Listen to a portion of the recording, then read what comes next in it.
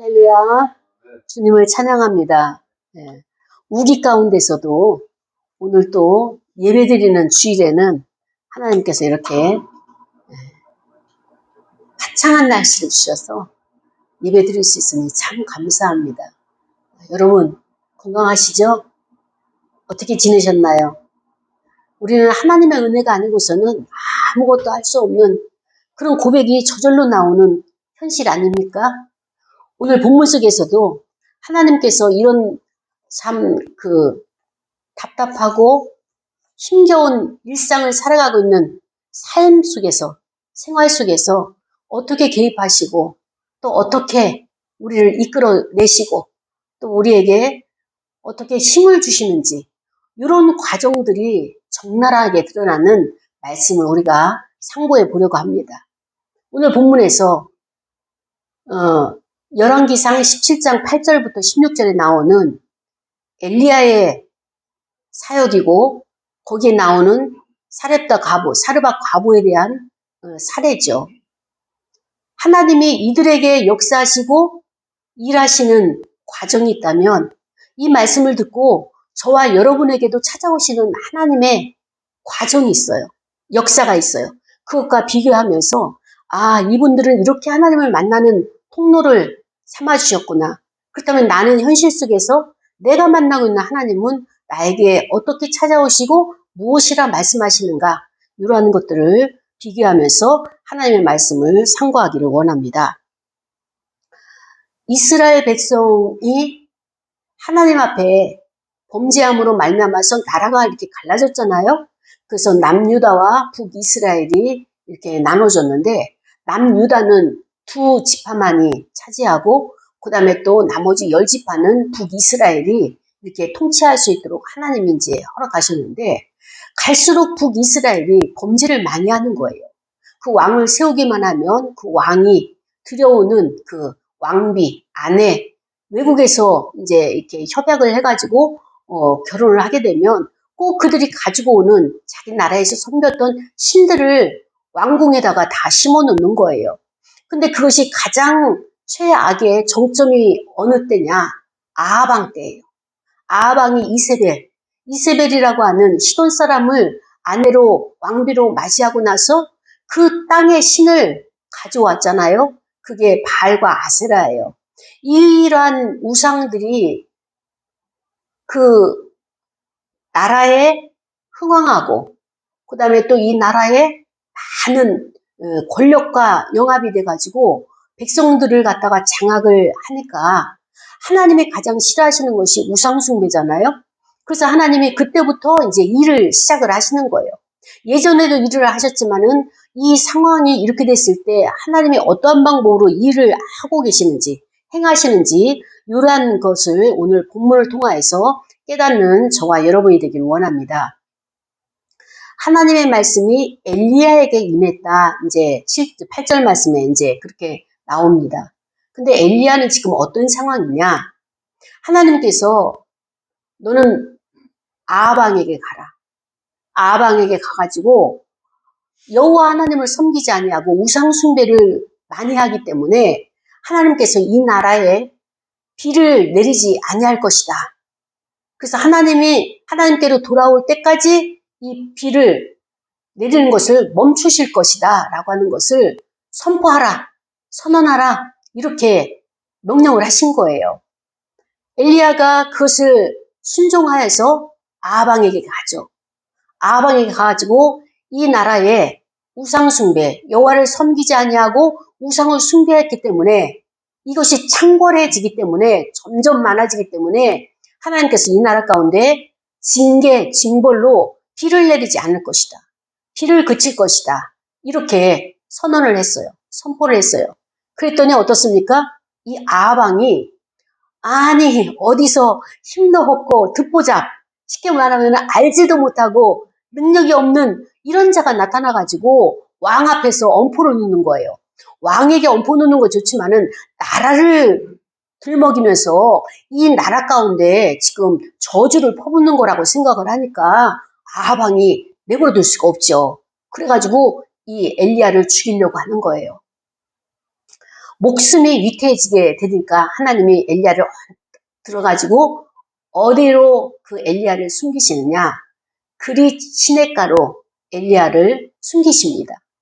그리고 엘리야가 그릿 시냇가에 있으면서 시냇가니까 아직 물이 있잖아요. 근데 이 가뭄이 얼마나 심했는지 점점점 갈수록 가뭄이 비가 오지 않으니까 심해지잖아요.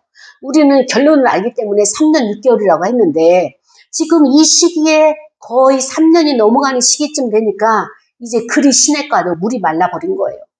그러니까는 엘리야는 먹을 것도 없죠. 마실 물도 없죠. 이제 할 수 있는 건 뭐예요? 엘리야도 하나님의 명령을 해서 그 왕 앞에 가서 담대히 선포하고 외쳤지만 목숨이 지금 간당간당 하는 거예요. 사람을 풀어가지고 엘리야를 잡으려고 돌아다니잖아요. 그러니까는 몰래 숨어있는 이곳이 이제 하나님이 주신 안전한 포구라서 있긴 있지만 이제 먹을 것도 없죠. 마실 물도 없죠. 어떻게 하겠습니까? 죽기를 구하는 거예요. 인간은 먹을 것이 없고 마실 물이 없으면 한 곳만 바라보는 거예요. 낭망하고 절망하다가 무기력해지다가 또 이제 우울감이 오다가 이제 우울증에 빠지다가 그 다음에는 어떻게 됩니까? 죽기를 구하는 거예요. 죽어야 돼. 죽을 수밖에 없어. 난 이 상황을 봐봐. 내가 이런 상황에서 어떻게 살 수 있겠어. 나는 죽어야 될 수밖에 없는 상황이야. 하나님도 이걸 인정하실 거야. 라고 하면서 죽기를 구하는 거예요. 그때 하나님의 도우시는 손길이 무엇이냐? 천사를 보내죠. 천사를 보내가지고 그에게 떡을 주고 물을 주고 그리고 또다시 천사를 보내가지고 떡을 주고 물을 주면서 그를 계속적으로 어떻게 합니까? 돌보시는 거예요. 하나님께서 이렇게 천사라고 하는 인물을 통해 가지고 이렇게 하나님께서 돌보시는데 그래서 이 엘리야가 거기서 힘을 얻죠. 하나님이 너 일어나. 너 지금 호렙산으로 가. 거기서 내가 너에게 명령할 것이 있어. 이렇게 말씀하지 않으셔요. 하나님은 우리에게 자원하는 심령을 주셨고 우리에게 자유의지를 주셔서 이 자유의지는 죄를 지을 것이냐 죄를 짓지 않을 것이냐 이거를 선택하기보다는 우리는 하나님의 영광만을 선택하도록 자유의지를 주신 거예요. 악은 쳐다도 보지 말고 악은 모양도 보지 말고 하나님의 선한 것에만 볼 수 있는 이 자유의지를 주셨는데 꼭 인간은 어떻습니까? 선과 악을 양쪽에 놓고 저울질하는 이런 해석을 하고 있단 말이죠. 근데 하나님의 본뜻은 무엇입니까? 하나님이 창조하신 사랑을 가지고 창조하신 선하신 것만 우리가 선택하도록 하나님 우리에게 창조를 하셨고 그것을 원하고 계시는 거예요. 엘리야에게도 하나님께서 너 가라 명령하지 않으셨어요. 엘리야가 스스로가 일어날 수 있도록 어떻게 합니까? 물을 공급하시고 떡을 공급하시고 본인이 생각해도 내가 이래서는 안 되겠지. 하나님이 나에게 이렇게 관심을 가지고 나를 돌보시는데 나도 주를 위해서 주의를 하리라 이런 마음들이 자원하는 심령이 일어날 수 있도록 그 환경을 조성하시는 거예요. 그래서 이제 엘리야가 오늘 하나님의 말씀을 또 들었어요. 저는 구약 성경을 이렇게 쭉 이렇게 묵상하거나 이게 통독을 할 때 보면은 뭐가 가장 부러운가 하면은 특히 예레미야에게 여호와 하나님께서 예레미야에게 말씀하시다. 여호와 하나님께서 예레미야를 만나주시다. 여호와 하나님께서 예레미야에게 말씀하시기를 요런 단어를 보면서 문장을 보면서 야 특히 예레미야에게 많잖아요. 그러니까 예레미야가 얼마나 기도를 많이 한 선지자인지 알 수 있죠. 기도하면 사무엘이겠지만 키 예레미야는 눈물의 선지자란 말이죠. 눈물을 흘려가면서 그 민족을 위해서 남유다를 위해서 그렇게 바벨론에게 멸망할 거에 대해서 이렇게 외치는 예레미야에게 많이 만나주셨잖아요. 그 얘기는 하나님을 우리가 부른다고 해서 하나님이 그냥 그때그때 오십니까? 아니에요. 여러분이나 저나 기도의 제목이 있어도 어떤 것은 응답이 됐지만 어떤 것은 아직까지도 응답이 안 돼가지고 붙들고 있는 기도 제목들이 왜 없겠어요. 그러한 것들을 붙들 때마다 눈물이 저절로 나죠. 특히 현실에 있어서 해결돼야지만 되는데 현실에서 해결 안 될 때 참 이거는 정말 마음이 폭복할 정도가 아니라 죽고 싶을 정도예요. 엘리야도 인간이라 인간의 성정을 가졌기 때문에 그대로 드러내고요. 인간 모두가 이런 패턴을 가지고 있다는 것을 우리는 인정을 하고 나 자신도 그렇게 연약한 자라는 것을 인정을 해야 되는 것입니다. 그래서 하나님께서 여호와께서 엘리야에게 너는 지금 그렇게 있지 말고 어디로 가느냐? 일어나서 시돈으로 가라. 시돈 땅으로 가라. 그러면 거기에 사르밧으로 가게 되면 과부가 있다. 아들 하나 데리고 있다. 그에게 가서 그 과부에게 그를 도와줄 것. 하나님의 역사가 참 놀라운 게요. 우리 인간은 하나 플러스 하나예요. 원 플러스 원. 근데 하나님은 동시다발적으로 문제를 해결하시는 거예요. 그렇기 때문에 제가 이렇게 예화를 드는 것이 저 유리는 그냥 민자예요. 저 유리는 민자이기 때문에 햇빛이 비추면 그냥 투과를 해요. 그러나 성령의 역사는 다이아몬드예요. 다이아몬드. 다이아몬드는 같은 유리지만은 각을 잘랐기 때문에, 각을 만들었기 때문에 햇빛이 한번 비치게 되면 동시다발적으로 쫙 비치는 것이 다이아몬드 빛이란 말이죠. 그래서 자연인의 상태가 저 유리 상태라면 하나님을 아버지로 모시고 예수 그리스도를 구주로 받아들여가지고 물과 성령으로 거듭난 자는 이렇게 다이아몬드 같이 성령의 역사하심이 지혜가 한꺼번에 쫙 열리게 되는 거예요. 그런데 오늘 본문에서도 하나님이 이러한 사역을 하고 계십니다. 그래서 거기 가면 과부가 있는데 그에게 그가 필요한 것을 너가 채워줘라. 근데 이 엘리야는 뭐 채울 능력 있어요? 없어요. 그럼에도 하나님의 명령이니까 예 하고 가는 거예요. 가가지고 보니까 진짜 사르밧이라고 하는 그 동네에 과부가 무엇을 하고 있느냐? 나뭇가지를 이렇게 줍고 있는 거예요. 그래서 불렀어요. 그러면서 당신이 가지고 있는 그릇에다가 물을 조금 가져다가 나로 하여금 마시게 해라. 자, 보세요. 이때 물이 있겠어요? 없겠어요?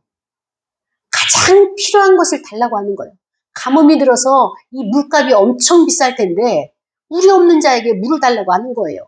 그러고 나서 그래서 이 여인이 이제 나무를 주워가지고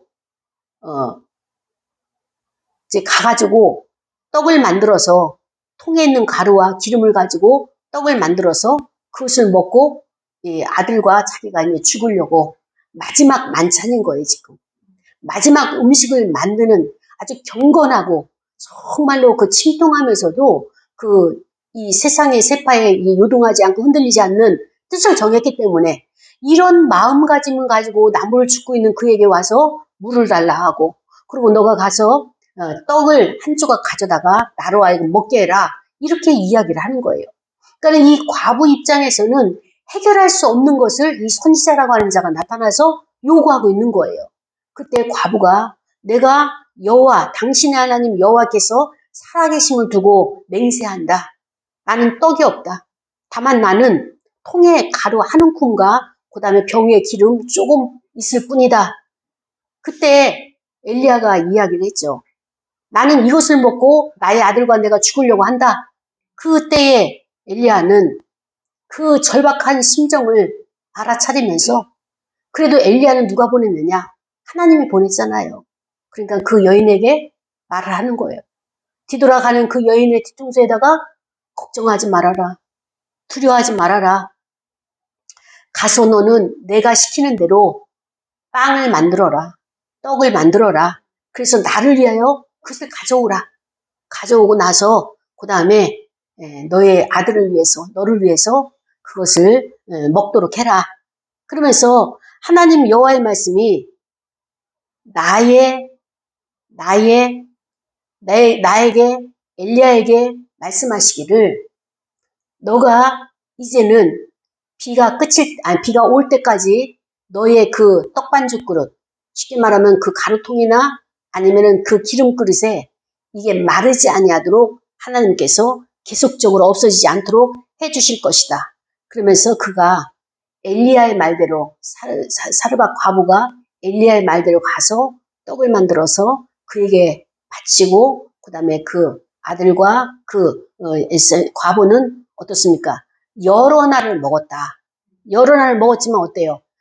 떨어지는 것이 물질계에서는 있는 것이 없어지는 거잖아요. 그러나 물질계에서 먹어도 계속적으로 나온다는 것은 하나님만이 하실 수 있는 이 일을 이들이 목격하고 체험하는 본문이 되는 것입니다.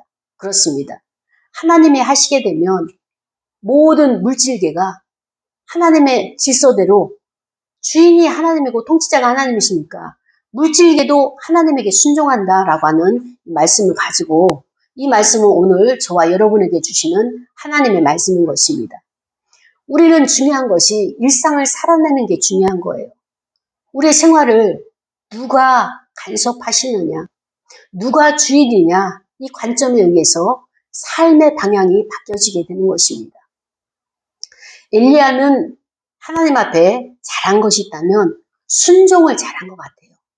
하나님의 명령에서 말씀하시면은 순종을 해가지고 어때요? 하나님 앞에 그대로 행하는 거예요. 그 그리 시내가에서도 거기 머물러 있으라 하니까는 그 시내가 다 마르도록 떠나지 아니하고 그곳에 있는 거예요.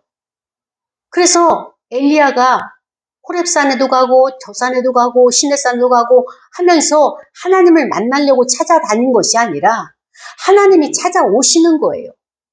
우리의 기독교의 신앙은 하나님이 오시는 거예요. 내가 신을 찾아가기 위해서 열심을 내고 또 이렇게 그 도를 닦고 이렇게 해서 하나님을 만나는 것이 아니라 나의 형편과 처지는 하나님이 다 알고 계시기 때문에 찾아오시는 거예요. 그러면서 그에게 하나님 먼저 위로를 해주시죠. 먹을 것으로 위로하시고 그 다음에 또 마실 물로 그에게 위로하시는 거예요. 먹을 것이 없어도 우리가 참 처참하고 나 자신이 참 침통하지만 우리에게 가장 첫 번째는 무엇입니까? 마실 물이 떨어진다는 것이, 성령이 떨어진다는 것이 우리에게는 이게 살 수가 없는 거예요. 그때부터 어떤 생각을 가지느냐? 여호와 하나님만 바라보다가 이제는 땅의 것을 보게 되는 거예요. 이 땅의 것을 보게 되고 인간의 생각을 하게 되고 또 포기를 하게 되고 낭망을 하게 되는 것이 인간이 가질 수 있는 그 루틴이라고 보게 되는 것입니다. 그러면서 하나님께서 엘리야에게 요구하시는 것이 무엇이냐? 자, 여기서 쉴 만큼 쉬었지? 이제 일을 하자. 그래서 너는 어디로 가느냐? 시돈으로 가라. 이 말씀을 하시는 거예요. 여러분, 시돈이라고 하는 지방은 어떤 지방이냐? 바로 아왕의 부인 이세벨의 고향이에요. 이세벨의 고향이 우상 숭배가 심한 곳이잖아요. 바알과 아세라가 심한 곳이잖아요. 그가 그것을 북이스라엘로 오면서 가지고 와서 모든 백성들에게 그것을 다 펼친 거예요. 우상을 다 펼친 거예요. 그러니까 지금 아방도 자기 부인이 이 종교가 여호와를 버리고 이 종교를 가지시오. 왜냐하면 지금 현실은 이거를 선택을 해야지만이 살 수 있지, 이 선택을 바알과 아세라를 선택하지 않으면 이 나라는 다 멸망합니다. 이렇게 계속적으로 주입을 했어요.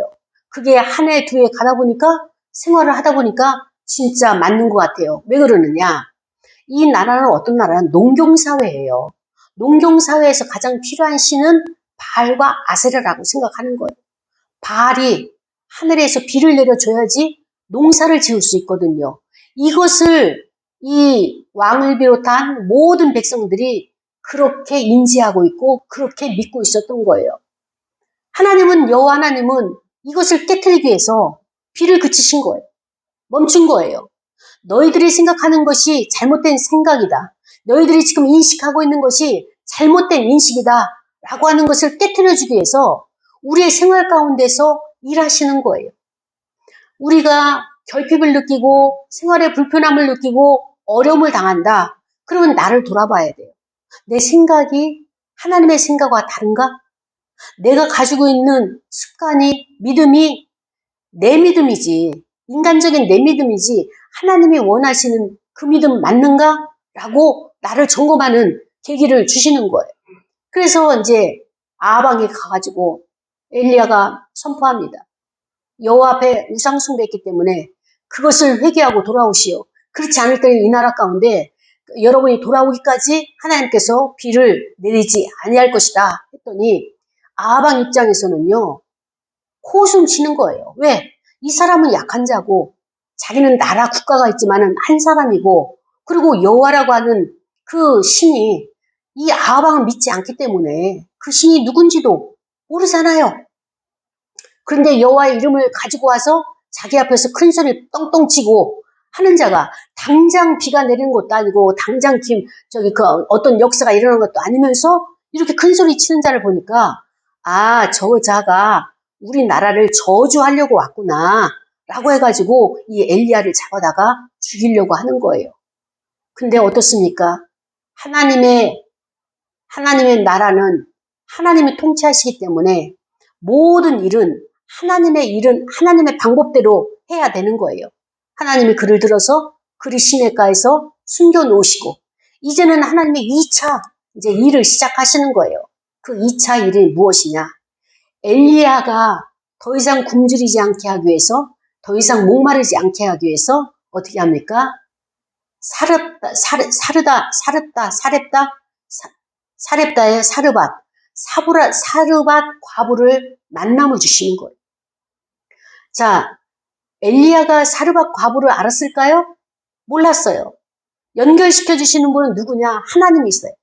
하나님이 직접 엘리야에게 말씀하시는 거예요. 너는 시돈으로 가라. 그리고 그 시돈에는 이러이러한 여인이 있다. 과부가 있고 아들이 하나 있다. 그가 지금 여러 가지 상황을 이야기하면서 내게 그가 음식을 주게 할 것이다. 아니, 사르밧 과부도 먹고 살기 힘들어서, 일용할 양식이 없어서, 일상이 힘들어서, 삶이 어려워서 죽기를 지금 마지막으로 선택한 거잖아요. 근데 여호와 하나님께서는 어떻게 해요? 그가 내게 음식을 줄 것이다. 이렇게 엘리야를 갖다가 강권하여서 그쪽으로 파송을 하시죠.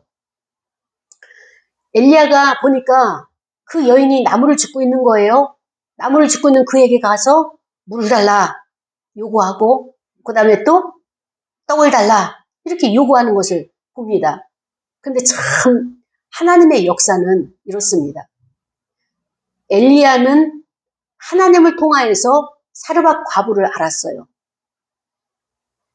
근데 제가 이 본문을 가지고 저 자신을 비춰봤어요.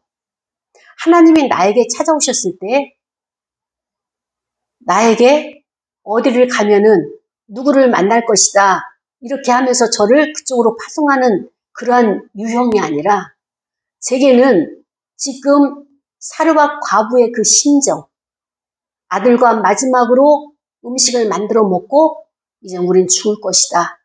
죽기로 작정했잖아요. 이제 더 이상 없는 거예요. 이제 끝이에요.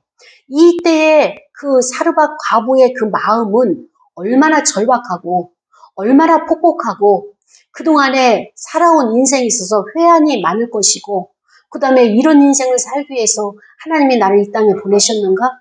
그리고 내가 진짜 여호와 하나님을 믿고 있는데 하나님이 정말 살아계심이 맞을까?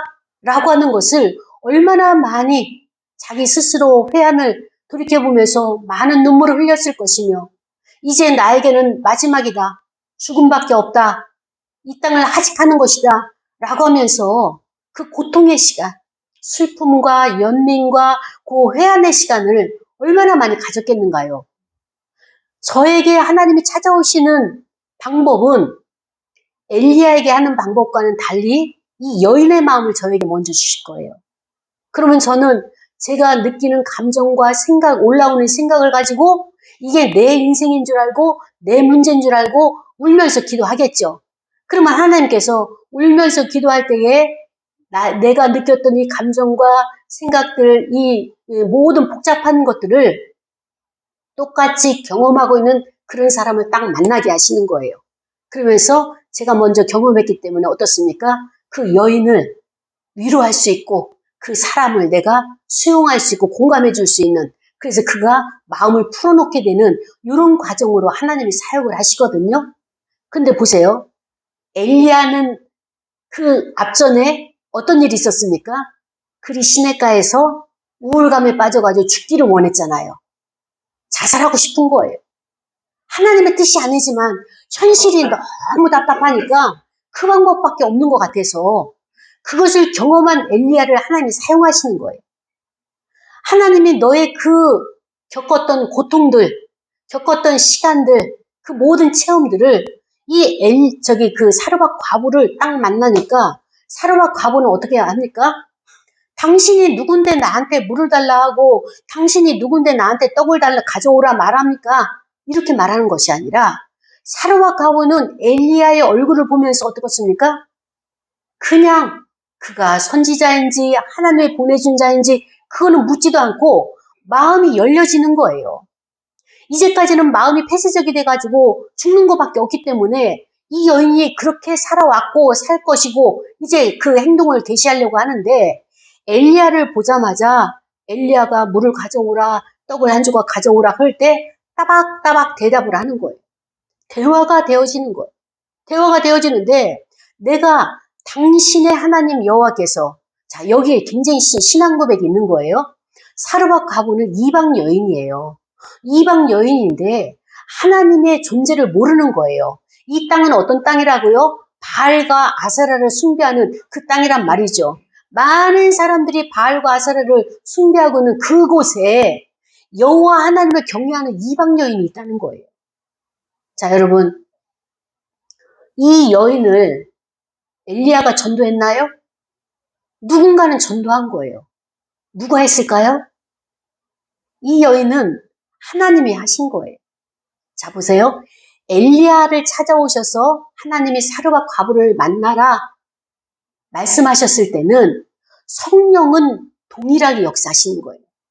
엘리야에게 그렇게 하셨던 하나님은 성경에 기록은 없지만 이 사르밧 과부의 마음도 하나님이 만지신 거예요.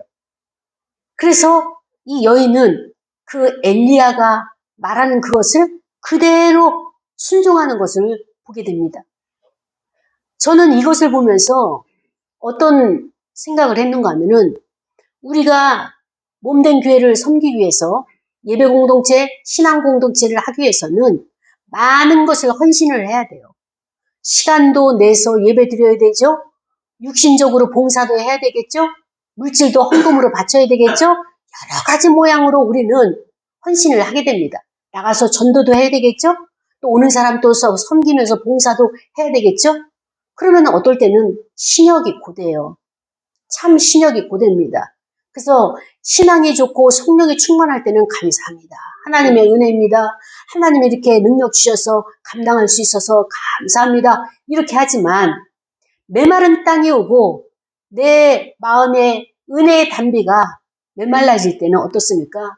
하나님, 나만 일하라고 하십니까? 나만 일하면은 억울함이 드는 거예요. 그런데 이 본문을 보면서 인간이 하지 못한 것을 이미 하나님은 다 해놓으신 거예요. 그러니까 우리에게 숟가락 하나 얹어서 하나님의 영광의 자리에 동참해서 그 영광을 함께 나누자, 이런 의미로 우리에게 엘리야에게 그곳에 가라고 말씀을 하시는 것을 보면서 그렇습니다.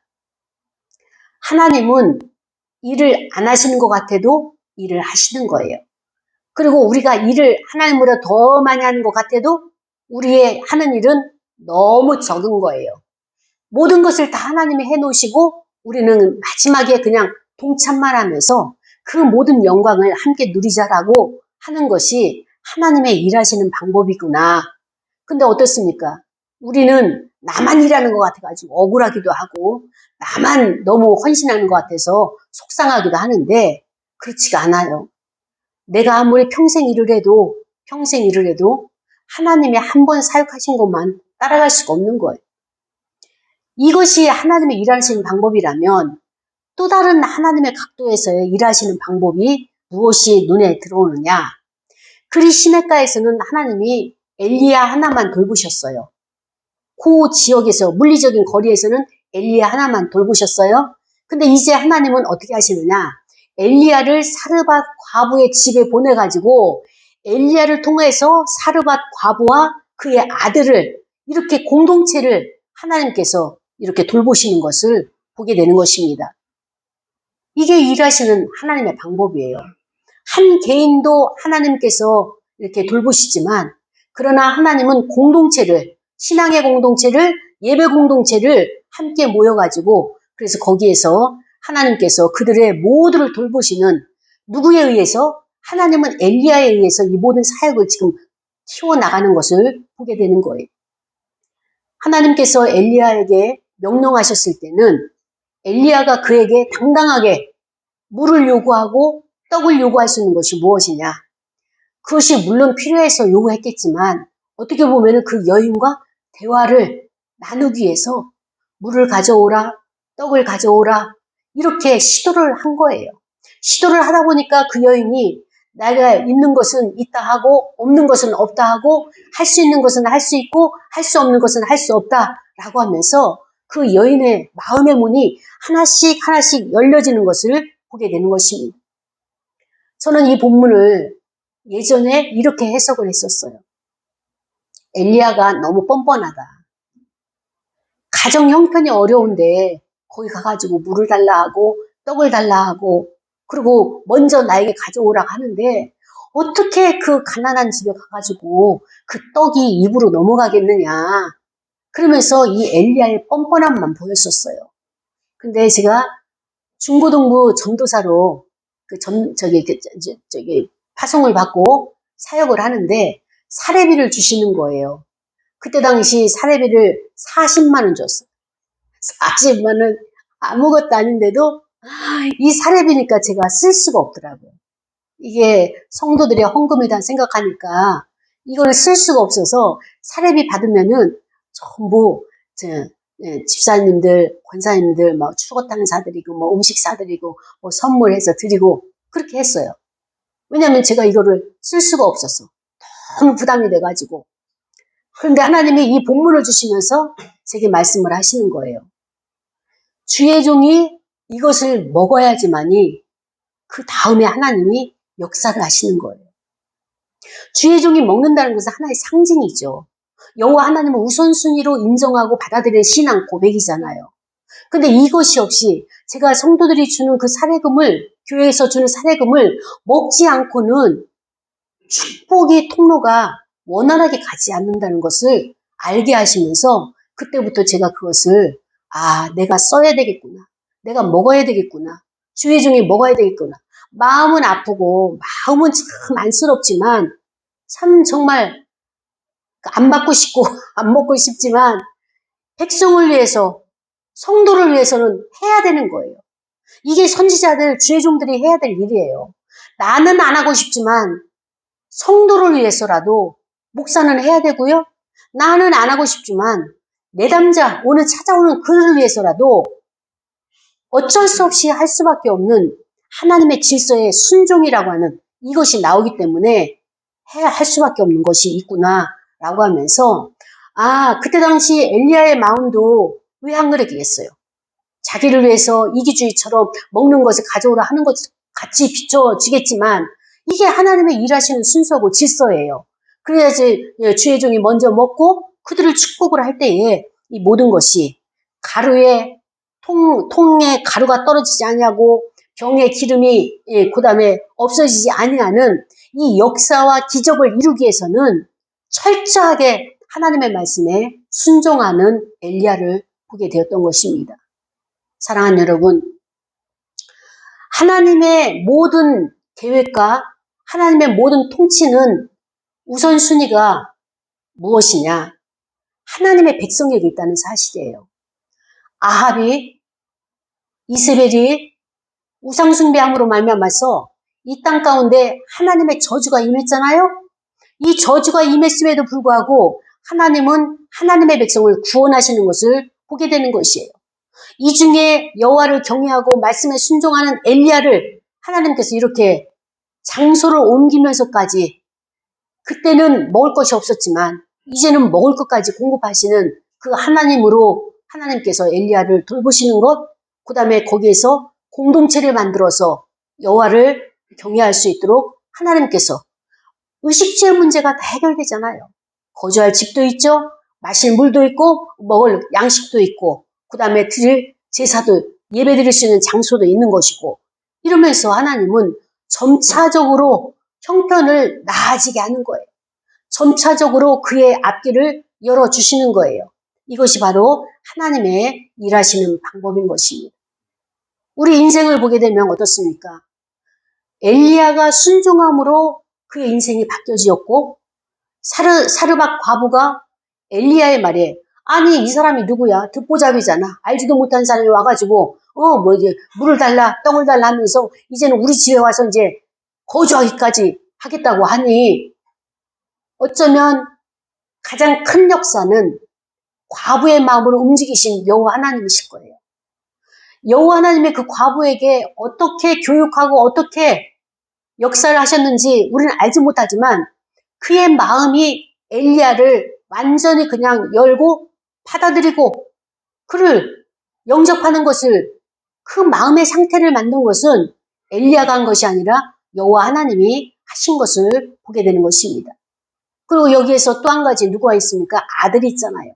아들이란 존재가 아니 이 남자는 누구야? 이 사람은 선지자라고 하면서 왜 아무것도 없는 거야 하면서 그를 거부하고 밀어낼 수도 있지만 엄마와 똑같이 그 엘리야를 영접하고 환영하고 받아준 것을 보면서 사람의 마음은 누가 장악하느냐에 따라서 말씀에 순종할 수도 있고요. 말씀을 떠나서 자기의 고집대로 행하는 우리는 결정했어요. 그 신경 쓰지 마시고 우린 이거 먹고 아들과 그냥 하직하면 됩니다. 이 땅을 하직하면 됩니다. 라고 고집을 피울 수도 있을 거예요. 그러나 이 사르밧 과부는 하나님의 임재하심이 있었기 때문에 나름대로 믿음을 가지고 있었고 엘리야도 하나님으로부터 명령을 받았기 때문에 하나님이 역사하실 것이다 라고는 그 믿음이 있기 때문에 순종을 한 거죠. 그리고 사르밧 과부가 죽을 거예요 했을 때도 절망이에요, 낭망이에요, 끝이에요, 앞길이 안 보여요 이렇게 말을 한다 할지라도 이 엘리야가 걱정하지 말아라. 이 현실을 두려워하지 말아라. 상황이 이렇게 모든 것이 꼬이고 모든 것이 막혔다 할지라도 하나님께서는 역사를 하신다. 그러니까 너가 그 역사를 보게 될 것이다. 실질적으로 하나님의 역사는 머지않아 일어났고요. 그것은 눈에 볼 수 있도록 그렇게 일어났던 거예요. 사랑하는 여러분, 하나님께서는 저와 여러분의 삶도 이렇게 이끌어 가십니다. 그리고 또 우리에게 이렇게 사소한 것까지도 간섭하고 계시는 거예요. 우리는 하나님의 엘리야를 만나주실 때 어떻게 만나주셨느냐? 큰 바람이 불었을 때도 하나님은 등장하지 않으셨어요.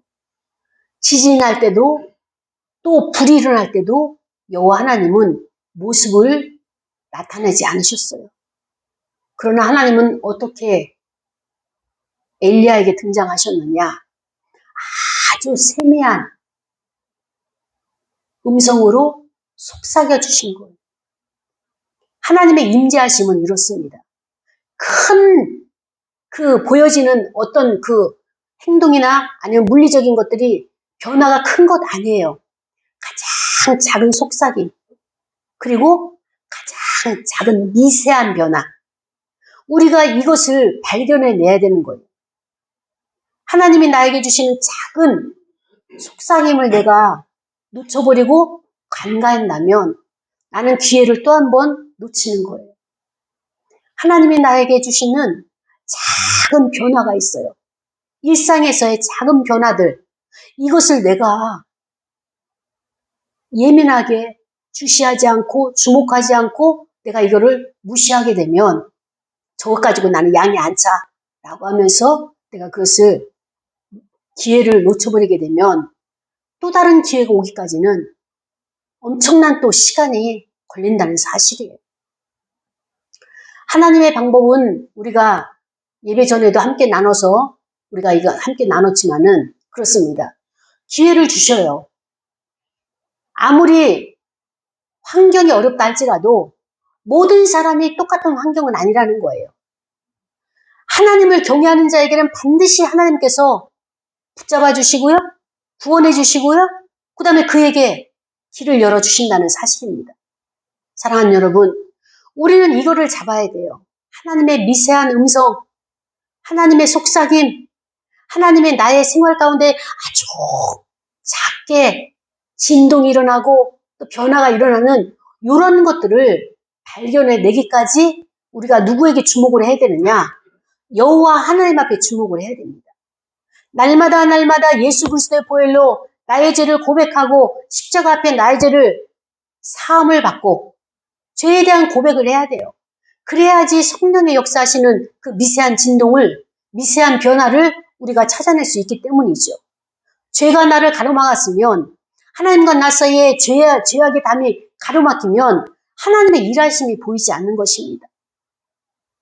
엘리야가 그리 시내가에 있을 때는 아마도 자기의 죄를 회개하고 고백하고 하나님께서 쓰실 그릇이 만들어지는 시기가 아니었는가. 이제 오늘 이 사건 이후에 열왕기상 18장에 가면 엘리야는 어떻습니까? 진짜로 아합 왕 앞에 서게 되고 또 850명과 850대 1로 이제 전쟁에 동참하는 그 역사를 이루기 전에 하나님의 전조 이 사역을 해 나가시는 것을 보게 되는 것입니다. 사랑하는 여러분, 우리는 큰 것을 잡는 것이 아니에요. 내 안에 세미한 음성, 내 안에 참으로 은밀하게 내 삶에 변화되어지는 이 변화를 잡을 때에 하나님께서 여기 계시구나, 나를 향해서 이렇게 일하고 계시구나 라고 하는 자기의 생각들, 감정들, 행동들, 이것을 관찰하는, 그래서 하나님의 역사를 내가 통로가 되어드리는 그러한 자가 되어지기를 원합니다. 그렇습니다. 모든 것은 순종으로 바뀌어지게 되는 것이 인생이에요. 그래서 나의 인생이 하나님 앞에 순종하여서 하나님 앞에 영광 돌리는 삶이 되게 달라고 다 같이 통성으로 기도하고 이 시간에 헌금 드리시겠습니다. 다 같이 기도하시겠습니다. 하나님 아버지 감사합니다.